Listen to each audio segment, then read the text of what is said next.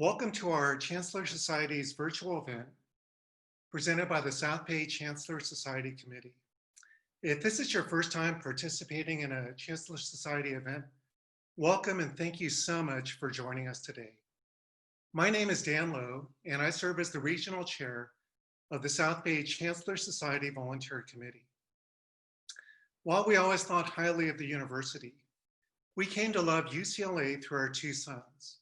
Our older son graduated in 2017 with a degree in economics. Then our younger son graduated with a mechanical engineering degree in 2019. Since 2013, my wife and I have been honored to give back to and serve the university that has become so dear to our family.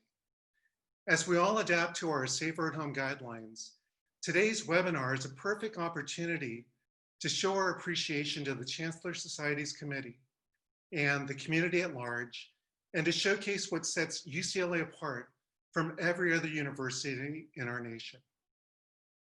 As we begin, I'd like to remind everyone that our webinar is being recorded and will be made available shortly afterwards. We'll also have a time for question and answers at the conclusion of our speaker's presentation. While we have a number of pre-submitted questions, you may also submit questions through the Q&A function on your screen. A word about our Chancellor Society. Our society consists of approximately 5,000 donor households who have supported UCLA with $1,000 or more in the last year. We are so grateful for your loyal and generous support of UCLA. Because of the private support of Chancellor Society donors like you and many others, UCLA has maintained its status as the #1 public university in the nation for the 4th consecutive year, according to the US News and World Report.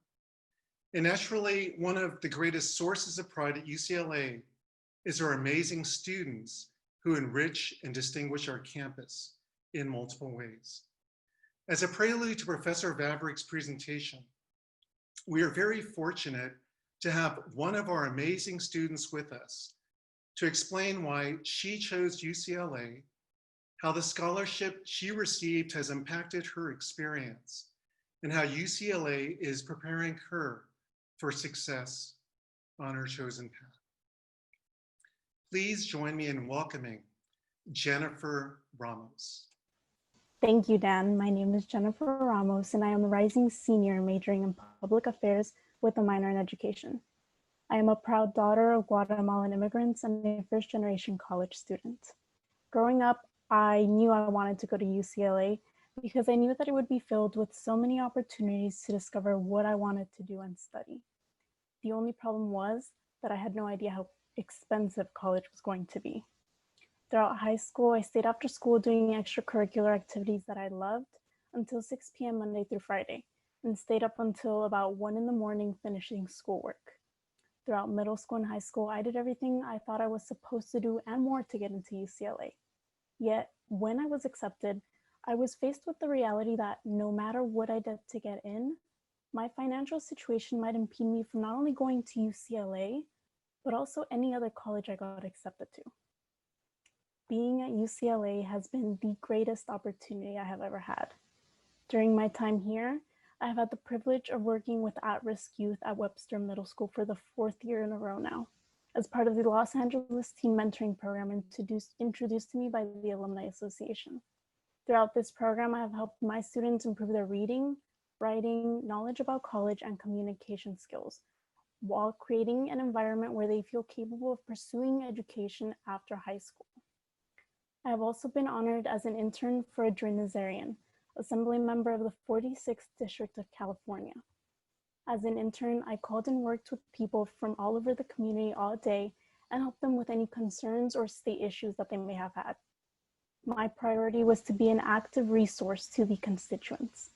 And most importantly, I witnessed and experienced how part of the political system functions, the work that is involved, and how to anticipate the potential impact our work has on community members. My interest in politics led me to study political science abroad in Europe last year, traveling to London, Brussels, Amsterdam, and Paris to learn about Western and European law. My favorite memory was going to Parliament in London and watching a live debate where Theresa May discussed Brexit negotiations. Where else if not UCLA, right? Throughout my undergraduate experience at UCLA, I have learned that my dream is to conduct research that is targeted toward helping minority, vulnerable and oppressed groups of people who many times cannot use their own voice to seek justice and resources. As a result, this school year, I will be participating in a year-long capstone internship for the UCLA Summer Institute of Neuroscience and Behavior, working with the Commercial Sexual Exploitation Research Group. With this internship, I will analyze data gathered with the statistical coding skills I have acquired from my major and study the different resources and programs that can help and really make a lasting difference for those that have been sexually exploited. This is something I never imagined a possibility until coming to UCLA. I often think about the risk I took 3 years ago when I decided to follow my dreams and come to UCLA, because when I signed my statement of intent to register, I would have still had to take about $10,000 in loans. And for my family who was figuring out what loans were, nothing was more terrifying. It was all I thought about that summer. When my financial scholarship showed up on my 8th awards notice, I was completely covered to attend UCLA. I think we all understand the importance of scholarship support, but do we really know what it means? To me, it means focusing on my education. It means dedicating time to extracurriculars without worrying about having 2 jobs to pay off my loans. Today, it means that my education is protected even amongst the global pandemic, because even when my dad was sent home for 3 months at the start of the pandemic, paying for college was not our immediate concern. Rent, groceries, and living expenses were. As a final remark, you are all giving students who were in a similar situation as me a fighting chance to thrive. Because of this, I hope to give other low-income minority students the same opportunities you have all given so many Bruins. My family and I thank you for your kindness and for your commitment to helping students in more ways than you know. Thank you all so much. Thank you so much, Jennifer, for sharing your amazing story with us. UCLA is so proud to have you as a part of our Bruin family. Information about supporting scholarships, students like Jennifer, or any other area of campus will be provided at the end of our event. It is now my great honor and pleasure to introduce our featured speaker. Lynn Vavrick is the Marvin Hoffenberg Professor of American Politics and Public Policy at UCLA, a contributing columnist to The Upshot at the New York Times, and co-author of the forthcoming Identity Crisis, the 2016 Presidential Campaign and the Battle for the Meaning of America. Her 2012 award-winning campaign book, The Gamble, was described by Nate Silver as the definitive account of the 2012 election. And political consultants on both sides of the aisle refer to her work on political messaging as required reading. In 2014, she hosted and interviewed Hillary Clinton at UCLA's Luskin Lecture on Thought Leadership. And in 2015, she was awarded an Andrew F. Carnegie Fellowship to investigate the influence of political advertising. Her research has been supported by the National Science Foundation, and she has served on the advisory boards of both the British and American National Election Studies. At UCLA, she teaches courses on campaigns, elections, and public opinion. Professor Vavrick holds a PhD in political science from the University of Rochester and held previous appointments at Princeton University, Dartmouth College, and the White House. A native of Cleveland, Ohio, she remains a loyal Browns fan and is a known equestrian, to draw on a phrase from the 2012 presidential campaign. So without any further ado, I give you Professor Lynn Vavrick. Thank you so much. And thanks to everyone for coming out today or staying in today. And so that we can get together here and talk a little bit about the 2020 election. I am going to share my screen with you now and talk you through some data that I've gathered and some thoughts that I have about the 2020 election. So what we want to do today is think about what's coming up in about 45 days or so, or maybe sooner if you're going to vote early and by mail, and think about the pandemic and the protests that have been going on, the unrest across the country, and what this all means for politics. So by the end of the presentation today, I hope that everyone has a good understanding of the landscape going into the election, sort of what things are important before we even kick off any campaigning. And then I want to help you to understand the choices that the candidates have made in terms of what to talk about and how they are trying to get voters to think about the election.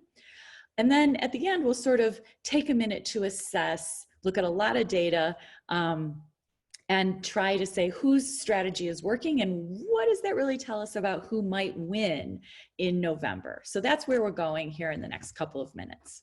So we're going to start with this landscape idea. What are the things that are always important in presidential elections? So 3 things that we're going to talk about today, 3 things that are always important. The first, party identification. The second, the national context. The state of the economy in particular is very important to every presidential election since the New Deal and even elections before that. And then finally, the choices that the candidates make in terms of how they want you, the voter, to think about the decisions that you're going to have to make at the ballot box. So each of these 3 things is a fundamental element in presidential elections.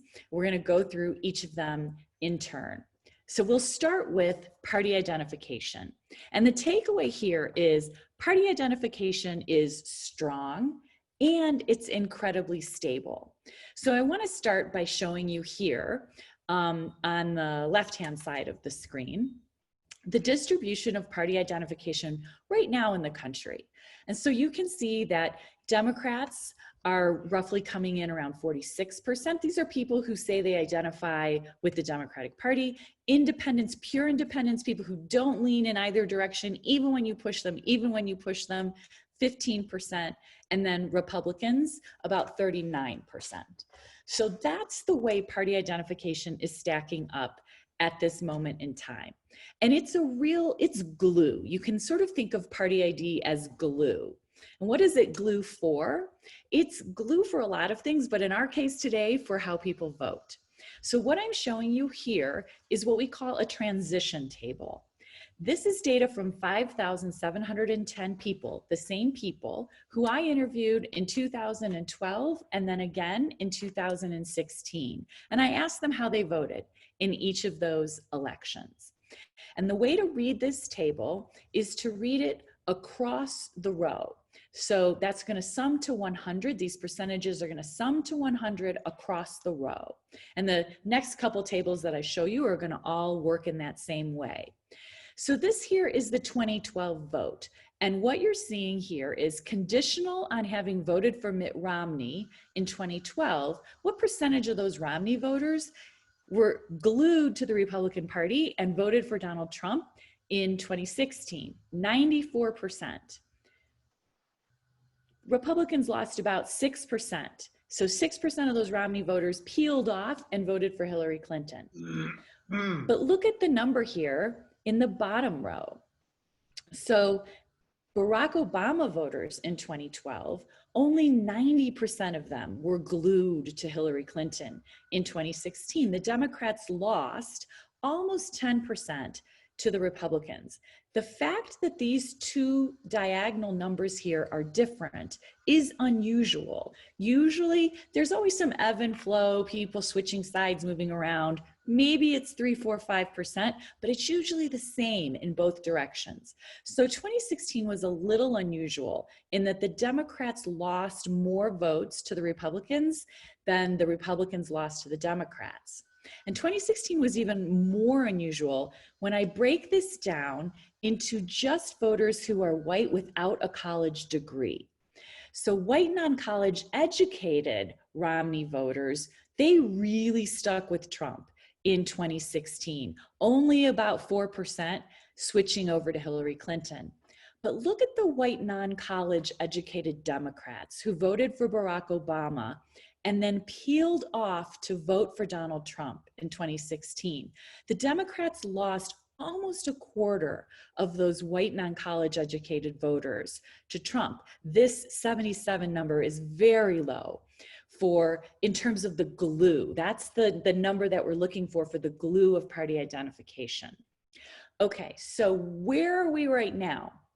I haven't interviewed the same people, but I have interviewed a lot of people in 2020 and asked them how they voted in 2016 and how they're going to vote in 2020. And here's what people are telling us. So read the table the same way. So Trump, Clinton, this is 2016 vote. Among people who voted for Donald Trump in 2016, how many of them are glued to him in 2020, are sticking with him? About 86%. That's a low number. That's lower than we typically see. Okay, so among Clinton voters in 2016, how many are sticking with the Democratic Party? 90%. That's a more typical number. So where is Trump losing votes? Well, he's losing 7% to Biden. The Democrats are only losing 4%. Okay, so you see a complete flip of the way the dynamics were working. From 12 to 16, it was the Democrats who were losing most of the vote share to Republicans. And now 16 to 20, it's the Republicans who are losing more to the Democrats. So I have a lot of people here, 51,000 people. Okay, so we've been in the field for quite a while. Here's white non-college educated voters.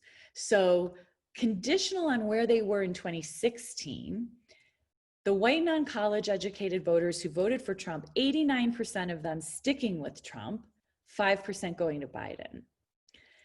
The white non-college educated voters who voted for Clinton, there are still some who are going to move, 6% going to move to Trump, 84% sticking with the Democrats. But here you can see again, these numbers are much more similar than they were in the 12 to 16 transition. So this is pretty much going to be those people who left in 2016, they're probably still gone. They're not coming back to the Democrats, but that was the continuation of a trend that started in the mid 2000s. So, but that trend isn't getting exacerbated as we look at 2016 to 2020. So that's a little bit of the lay of the land and a little bit of the idea of the glue and the stability that party identification provides. So again, just to underscore, you know, Republicans vote for the Republican, Democrats vote for the Democrat. The play, the swing is happening when people cross over or when people decide to stay home or turn out. And usually when people cross over, these numbers cancel each other out. Okay, and so here we're seeing a little bit of an advantage for the Democrats with they're stealing more votes from the Republicans than the Republicans are stealing from them. Okay, what about the economy? Context. I told you that was important. The really quick takeaway here is that incumbent parties in growing economies typically win elections. So what I'm showing you here on the left-hand side, on the vertical axis is the share of the vote to the incumbent party's share of the two-party vote in presidential elections.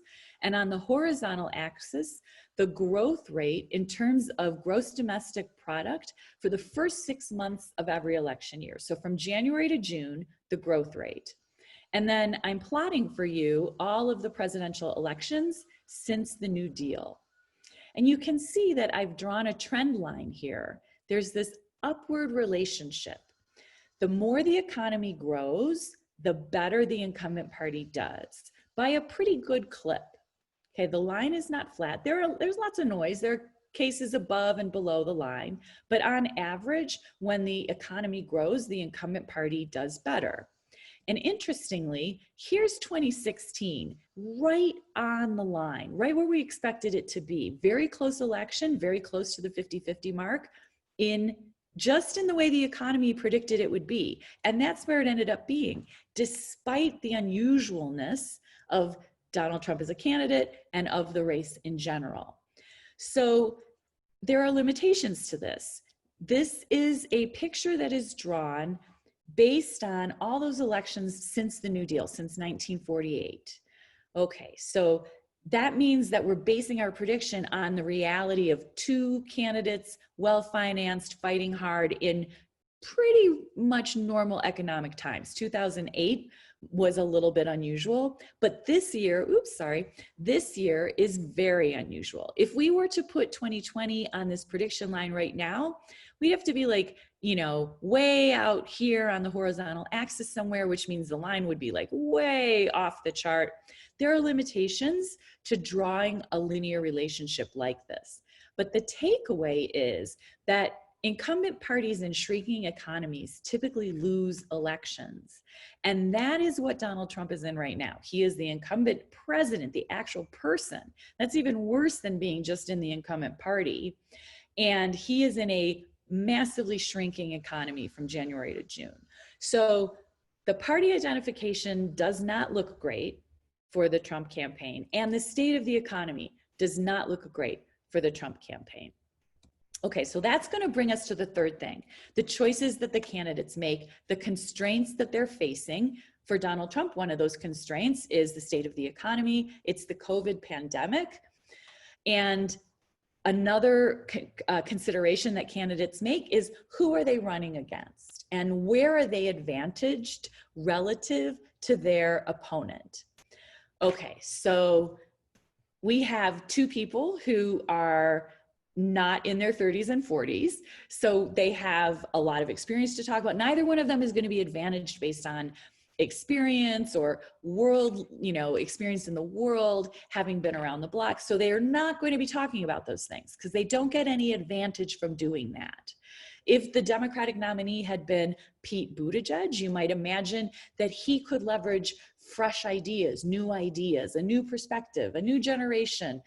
But that conversation is not one we're going to have in 2020 because of the candidates that we ended up with, So in the disadvantaged economy, Donald Trump has to come up with something on which he is advantaged, where he is closer to most voters than Joe Biden, and where Joe Biden is constrained, stuck in an unpopular position.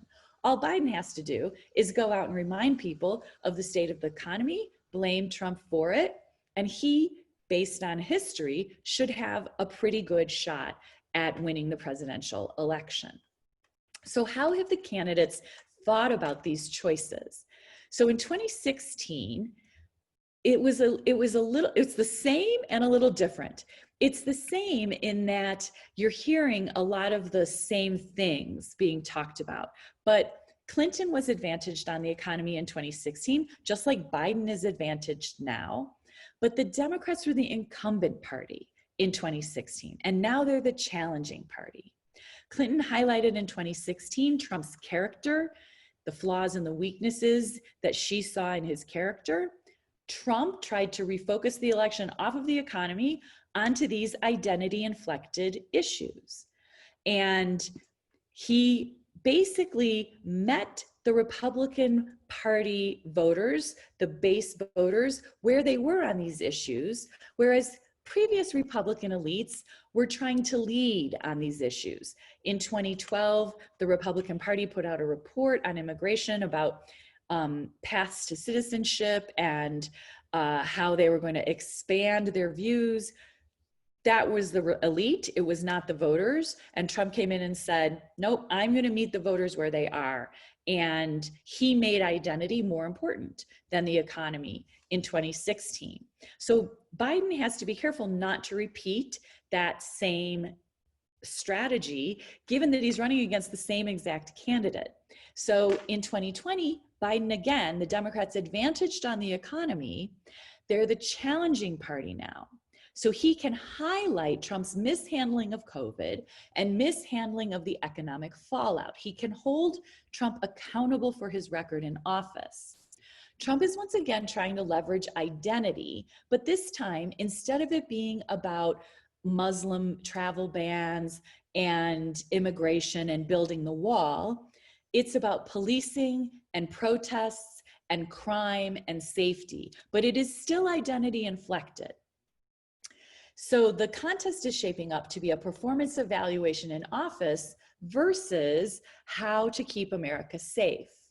And you can see that playing out in the news coverage every day. So it's safety and crime from Donald Trump. Here's a headline from the New York Times. Trump plays on racist fears of terrorized suburbs to court white voters.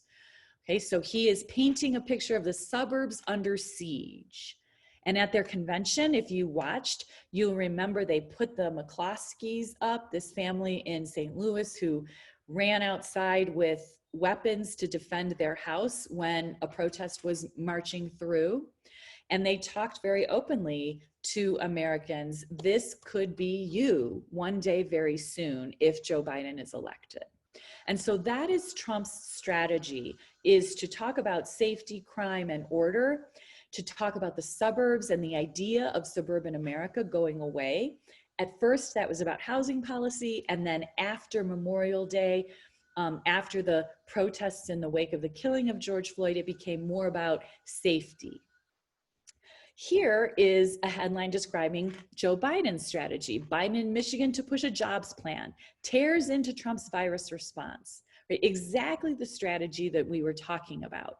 Hold Trump accountable for how he's handled COVID and the economic fallout. Okay, so we're gonna look at evidence and try to assess whose frame of this election is getting traction. So we'll talk about COVID. We'll talk about the vaccine, which I think is going to play a role in the next couple of weeks. We'll talk about safety and crime and suburban women, this group that has really become focal when Trump talks about keeping the suburbs safe. All of the data I'm going to talk to you about in the next couple minutes come from the Democracy Fund UCLA Nationscape project, which I run with my colleague in political science, Chris Tasanovich. We have collected 387,870 interviews nationwide up into this week. So we interview 6,250 people a week.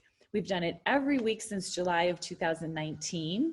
And if you're interested in seeing our data and playing around with it and breaking it out by state or by demographic breakdowns, you can go to the USA Today website where we have a partnership with them on a project called Nationscape Insights. And they've got a nice visualization there that you can play around with and see some of the data. And if you just Google USA Today Nationscape Insights, you'll get right to that page. Okay, so we're going to start with COVID. So not news to anyone, but COVID has affected nearly everyone's life. I'm showing you here the percent of people, blue Democrats, red Republicans, yellow independents, who have done the following things from March to Memorial Day of this year. Canceled travel, stayed at home, stopped visiting family, washed their hands more than usual. And you can see those are ordered in increasing levels of incidence. So almost everybody was washing their hands more than usual. Lots of people stopped visiting family. Across all these things, Democrats are stopping their activities more than Republicans and independents. And for a lot of these things, it ramped up very quick. We all stopped doing things, but then it kind of tapered back to its original levels. So there was a response from everyone. Democrats are responding more than Republicans and independents. But everybody's life has changed. That is not good for Donald Trump. It was an opportunity for him to help everyone make their life better, but he didn't take that. And so he squandered that opportunity. And now everyone's life has been affected and he hasn't helped. So that's a bad position for him to be in. That's what Biden is trying to hold him accountable for. People in general support state policies to contain the virus. And so here I'm showing you from March until last week, people's support for all these different kinds of things that states have done, and different states have done different things to contain the virus, from canceling gatherings of more than 10 people, closing businesses, closing schools, staying at home, working at home, social distancing. So you can see again that same familiar pattern. Democrats more supportive of these things than Republicans and independents. That gap wasn't there in the beginning. So in the beginning, there was a very small gap, but over time, I'm sorry, I keep touching the screen and it keeps advancing. Over time, as the governors started to respond differently, and as the president came in to talk about what Democratic governors were doing to make it hard for people to live the lives they wanted to live, they said this at the convention too: you want to go to work, you want to go to church, you want to send your kids to school, they won't let you. They are the Democratic governors. As that kind of politicization started to happen, you see people following their leaders, and the gap between Democratic voters and Republican and independent voters is growing. So these pictures suggest to me that independents are more like Republicans, the last two sets of graphs. Okay, so that's an interesting thing to keep in mind. Their reaction to COVID is more similar to Republicans than it is to Democrats. Is Trump being blamed for the COVID response? Well, yes and no. Here's the approval of the president's handling of COVID. Republicans think he's great. Democrats think he's horrible. This is from April to September, not a lot of movement. But contrast it to how people view their governor. So Democrats, Republicans, independents, now people have governors of different parties. Okay, so I'm not breaking down Democrats rating Democrats, Republicans rating Republicans, but you can see that governors are doing better on average than the president is doing. This beige line here is the on average line, and this is the beige line for governors. So there is some sense that a lot of state governors are doing better than Trump is doing in the same state. Okay, so people are holding him accountable. What about the vaccine? Trump is going to come along and say that the vaccine's right around the corner. Even though your life has been turned upside down, it's about to get a lot better. That vaccine may or may not be ready to be released, approved by the FDA, but all indications are that he's hinting at this. So we've asked people, what's the chance that you'll get the vaccine if a vaccine is approved by the FDA, proven to be safe, freely available, everybody can get it for free, and it's easy to get. So would you get it? And here I'm showing you the percent of people who have given themselves this chance of getting it. So some people say there's zero chance I'm going to get it. 20%, 1 out of 5 people say, no way, even if it's safe and free and easy to get, I'm not getting it. 30% of people say 100% chance, absolutely no matter what, I'm going to get this vaccine if it's free, safe, and easy to get. Okay, so the rest of the people are somewhat in the middle, and there are more people on the 50 plus side than on the 50 and less side, but not by much. When I break this out by state, we've interviewed a lot of people, so we have enough people to look at it by state. You can see variation from a low here in Louisiana of 40% on average, saying that sorry, let me say this correctly, that the average likelihood in Louisiana that a person will get the vaccine is 40. They give themselves a 40% chance on average in Louisiana, up to a high in Vermont of almost an 80% chance on average. So these are the states where nearly everyone is saying, I'm going to get this vaccine if it's safe and easy to get. And these are the states where people are saying, there's like a 50-50 chance. And you can pick out your favorite, here's California, by the way, where we are just a little over 50%. You can pick out your favorite battleground states, Ohio here, really close to 50%, Michigan, also very close to 50%, Wisconsin, a little bit lower, I think I saw, I'm sorry, gosh, I thought I had, here's Wisconsin, a little bit higher. So everybody's not rushing out to get this vaccine. So even if the president comes out and says the vaccine is available, it's going to be available before Election Day, there are lots of people for whom that is not a solution to the problems and the struggles in their life right now. Okay, so that is good for Joe Biden. It's not good maybe for the country as a whole, but electorally. Now, what about the other struggles? What about crime and safety? So the killing of George Floyd on Memorial Day weekend is a real shift in public opinion on a lot of things. Here I'm showing you people's views of the police. We've been asking favorability ratings of the police, and I'm showing you the percent of people who are very or somewhat unfavorable: blue Democrats, yellow independents, red Republicans. And you can see after the killing of George Floyd, everybody, all groups, have a less favorable view of the police. That has come down a little bit, but not to its Memorial Day weekend levels. So the police have taken a hit. Okay.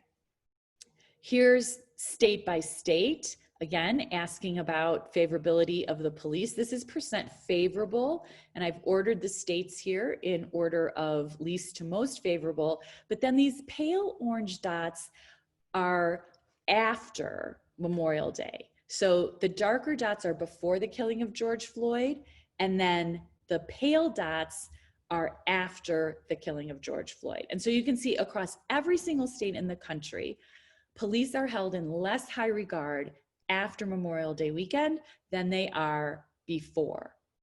Okay, so keep that in the back of your mind as we talk about Trump's message on crime and safety and law and order. Views of the Black Lives Matter movement, again, across states, a low here of about 40 up to a high of 70. The battleground states, again, are going to be kind of right in the middle. That's why they're highly contested in battleground states. I don't have a measure of this before and after Memorial Day, only after. But you can see that there is variation across states in terms of how people are viewing this movement, which Trump has tried to mesh with the protests, riots, and violence. Okay. So now let's break this down even more by geography and race and gender. And let's look at suburban women, and in particular, white suburban women. So the views of the police, here I'm showing you on the horizontal axis is time, starting in July of 2019. I've marked here Memorial Day weekend when George Floyd is killed. You're going to be looking at the orange lines. So the dark orange line are suburban women. The pale orange line are what the census calls suburban urban. So these are women who live in ex-urban areas. Anyone who lives around UCLA in Westwood or Santa Monica is going to be a suburban urban in this pale category, even in Irvine, if you live in Irvine. So to be really suburban, you have to be in a low density suburban neighborhood. High density suburban neighborhoods, even sort of the suburbs of Detroit or Cleveland or Pittsburgh, those are going to be in this pale orange line. The dashed line is always going to be urban women as a comparison. Again, these are white women only. So urban white women, white suburban, and ex-urban women. And then the dotted line is going to be white suburban men, just for a comparison in the suburbs. Okay, so you can see the same trend I talked about a moment ago. Everybody's views of the police decline after the killing of George Floyd. For the urban white women, it hasn't really ticked up much at all, but for the suburban white women, it has. Okay, so a difference there between suburban women and urban women in their views of the police. So a little suggestion there that Trump's idea about messaging to suburban white women is that's not made up. There's something real happening here. Okay, so here you can see views of Democrats now. So favorability of Democrats, same time period. So here's the killing of George Floyd. And then you can see the suburban women are lowering their ratings, white suburban women lowering their ratings of Democrats. Okay, so even the white ex-urban women lowering their ratings. This is when all of the protests and the rioting, that's when this is happening.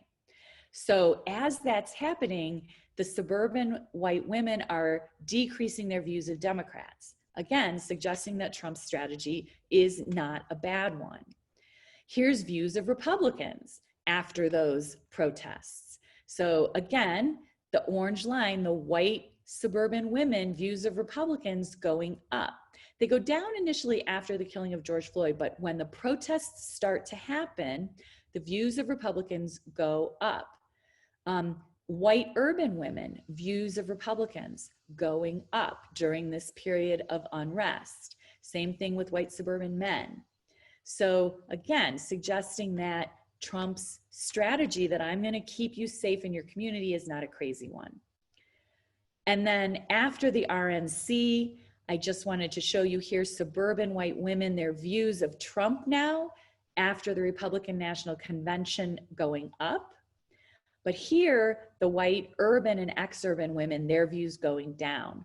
So something about the suburbs, the men and the women, after the Republican National Convention, they like Trump more. Here are views of Biden. After Biden's convention, the suburban white women like Biden less. Okay, so this group of suburban white women who are being messaged to by Trump seem to be moving in the way that the messaging would suggest. So let's recap what we've seen. The 2020 election, sort of how it's shaping up. Partisans are looking more stable than they were going into 2016. The economy is helping Democrats, and Biden's focus on it seems to be a good strategy. The safety and suburbia message coming from Trump does seem to have some traction, particularly among white women and white men and women in the suburbs, and sometimes the exurbs and urban areas too. Okay, I'm going to end there and we will go to questions. And I think Dan is going to take us through those. Yeah, thank you so much, Professor Vavrick. Appreciate your presentation. So we're going to handle the pre-submitted questions first, and then if time allows, we'll take some of those that were just submitted online. So the first question is, can you please address the issue of the general public's perception of the legitimacy of the election results and how that might play into who wins the election? And is UCLA involved with any studies related to this? Well, we've been asking people a couple of questions about election legitimacy. If they think everyone who wants to cast a ballot will be able to do so, and whether they think the election outcome will be fair. And the short answer to that is that more than half of the people in the country think that everyone who wants to cast a ballot will be able to do so. That's a little bit higher in the Republican Party than it is in the Democratic Party, but it isn't a huge divide. And more than half the people think that the election will be conducted fairly and accurately. So people have not, the media make a lot out of this, but many voters have not lost confidence in election administration. And hopefully that will continue and there won't be problems. Other than that, that's what we're doing, and I'm not aware of anyone else who's doing things in this manner. Okay, great. So are we witnessing voting characteristics of a critical election, or is it more demographic changes in the individual states? Well, there are a lot of long-term trends that are continuing into 2020. The movement of white non-college educated voters out of the Democratic Party and into the Republican Party is something that has been happening for almost 2 decades now. And that's continuing. You saw that in those first tables I showed. So a lot of that demographic change and just the demographic makeup of the country is landscape kind of stuff. It's happening no matter what, no matter who the candidates are, no matter what's going on in the world, COVID or no COVID. On the other hand, so that's absolutely true. But on the other hand, this is a very unusual election. There's no campaigning to speak of. It's very odd. The candidates are not out. There's going to be very little canvassing. You're not going to knock on doors. No one's coming to talk to you about who to vote for. So this is an unusual election in that regard. And then the fact that there's a Supreme Court vacancy just makes it even more of an important election. So I'd say both of those things are true. Yeah, thanks for opening the door about the Supreme Court vacancy. And so with the passing of Ruth Bader Ginsburg, a number of the questions submitted through the Q&A chat box relate to kind of like our perception as voters, but also the strategy of the candidates. So how do those dynamics work together? Sorry, I started to read some of the questions and I should have been, sorry, just one more time. So with the vacancy now, with the Supreme Yes. Court, so how would that affect the strategy of the candidates, but also our perception as the voting electorate? Got it. Okay. So I suspect that in the next week to, week, 3 weeks, we're going to be hearing a lot about how each of these candidates would fill the Supreme Court vacancy. It is going to dominate discussion, at least for the next little while, in the way that crime and safety was dominating it and for the last 3 or 4 weeks. It's possible that issues that the Supreme Court is going to weigh in on, like abortion, like healthcare, could become more important.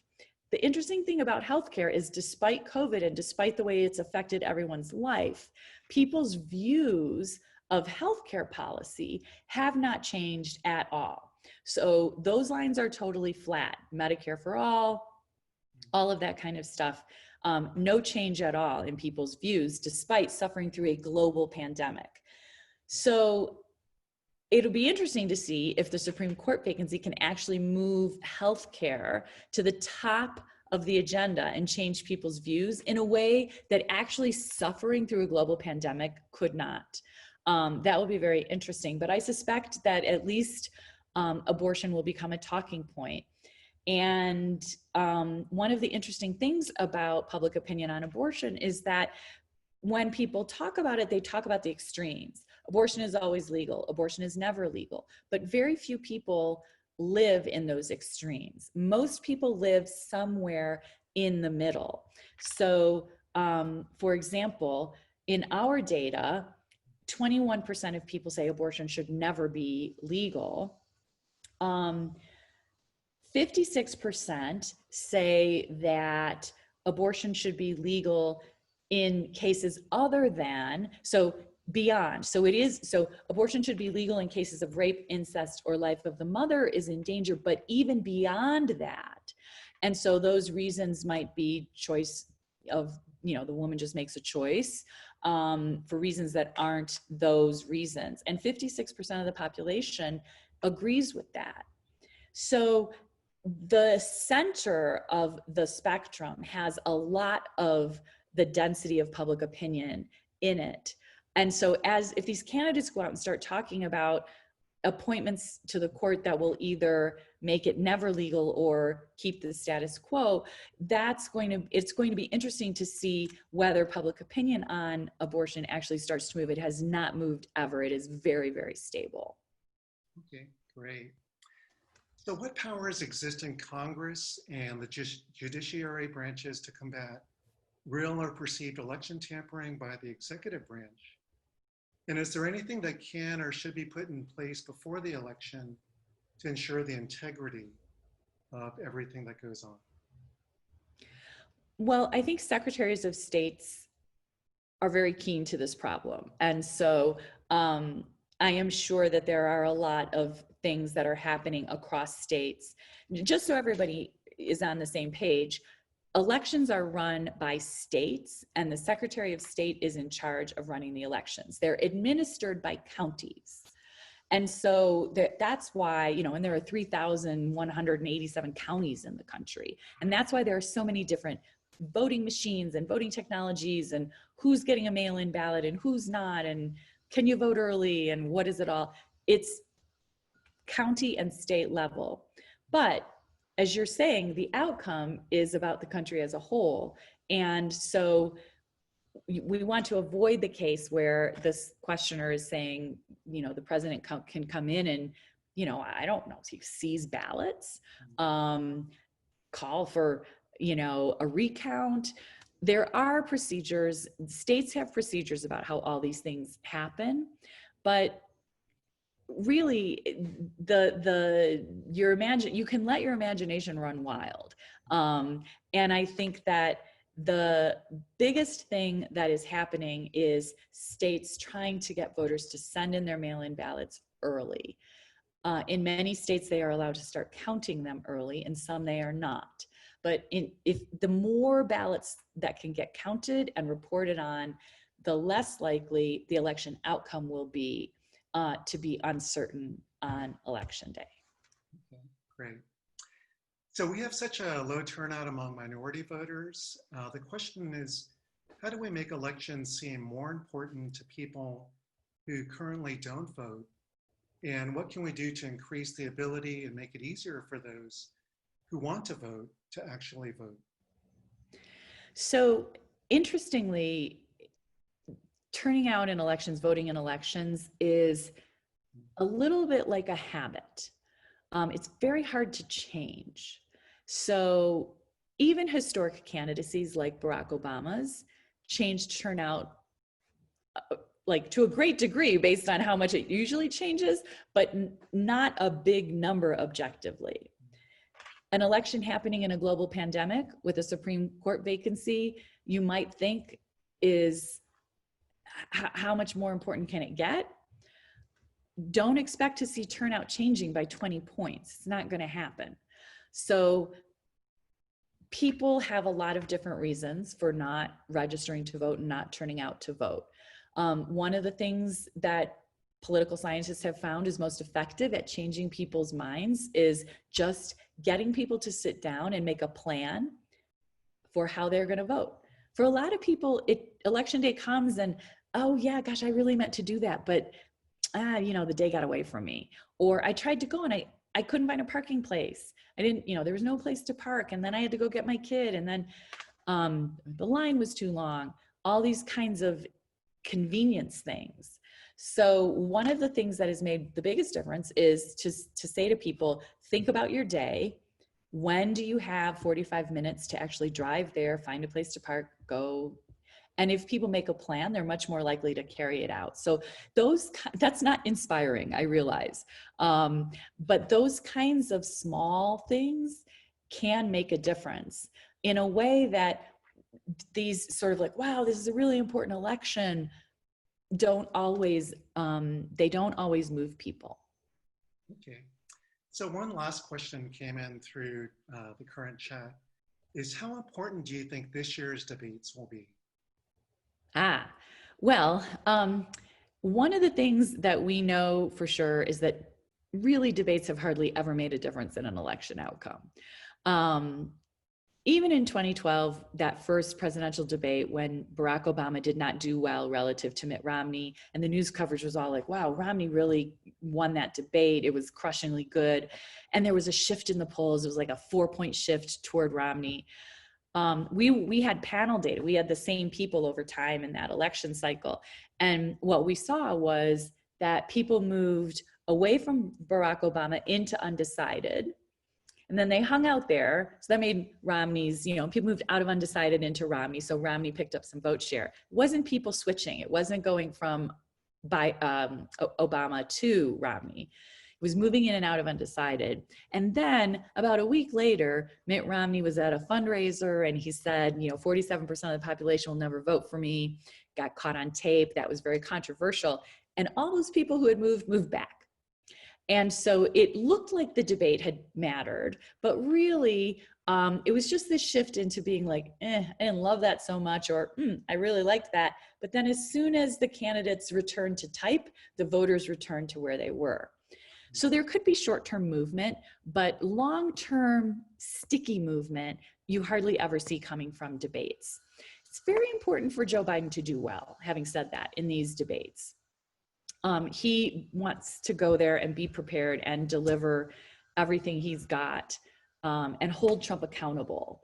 He cannot get sucked in to any of the antics. If you remember back to 2016, there were endless debate antics. There was bringing the women who had accused Bill Clinton of crimes to the debate, and sitting them in the front row right in front of Hillary Clinton. There were press conferences with these women before the debate. And there's no indication that Trump won't try stuff like that again. So I think it's important to have good performances, but in terms of certainly swinging the election, I would not worry about it. Okay. Well, thank you, Professor Vavrick. We appreciate you spending the afternoon with us. And my pleasure. for opening our eyes and informing our minds at this critical juncture for our nation. And would like to thank all of you for submitting your questions to us either before this afternoon or even during the course of this day. As a South Bay Chancellor Society member, we are privileged to interact with several wonderful staff members at UCLA. And as a committee, we have the absolute pleasure of working with Chris Carbata, who focuses on giving back those in the South Bay. So those of us that are so grateful for what UCLA has brought into our lives, the desire to get on board and to participate in many ways. And so before we end, I'd like to introduce Chris Carbata for some short remarks to close out our presentation. Chris?